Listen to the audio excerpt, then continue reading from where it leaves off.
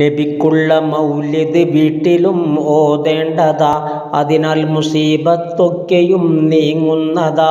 കള്ളന്റെ ശല്യം തന്നെയും ഒതുങ്ങുന്നതാ, ദാരിദ്ര്യവും നീങ്ങുന്നതായി കാണുന്നതാ.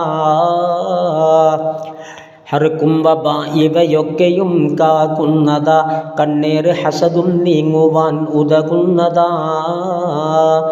ഇതുപോലെ തന്നെ സുയൂത്തി തൻ്റെ വസായിലിൽ പറയുന്നതാ, നീ നോക്ക് ശർഹു ശമായിലിൽ. നബിക്കുള്ള ചര്യകൾ കേട്ടു റബ്ബേ ഉടനടി, അതിനോട് തുടരാൻ അവസരം താ പടി. നബിമാരിലെല്ലാം ഉപരിയാൻ അഹ്മദു നബി, അവരൊക്കെയും ബദറാണ് ശംസാണേ നബി. തിരുനബി വിളിച്ചാൽ ഉത്തരം നിർബന്ധമാ, ഫർളായ നിസ്കാരത്തിലും അത് നിയമമാ. പോകേണ്ടതായി വന്നാൽ ഉടൻ നടന്നെങ്കിലും, പോകൽ വുജൂബാ ഖിബ്ല തെറ്റുന്നെങ്കിലും. നിസ്കാരത്തിനുടവൊന്നുമില്ലത് കൊണ്ട്, അത് തിരുനബിക്കല്ലാതെ മറ്റാർക്കുണ്ട്?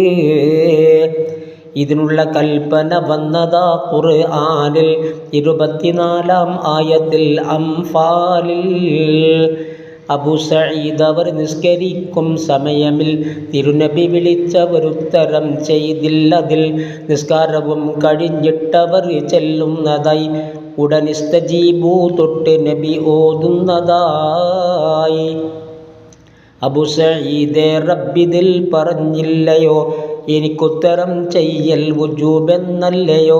ഈ സംഭവം 77-ൽ വന്നതാ, നോക്കാം സുനൂഹാത്ത് എന്നതിൽ കാണുന്നതാ. മറ്റുള്ള നബിമാരും വിളിച്ചാൽ വാജിബായി, അതിനുത്തരം പക്ഷേ സ്വലാത്തും ബാത്തിലായി. അംലാക്കിനാണ് ജവാബ് എന്നാൽ തന്നെയും അത് ബാത്തിലാകും എന്ന ഹുക്മാ പിന്നെയും.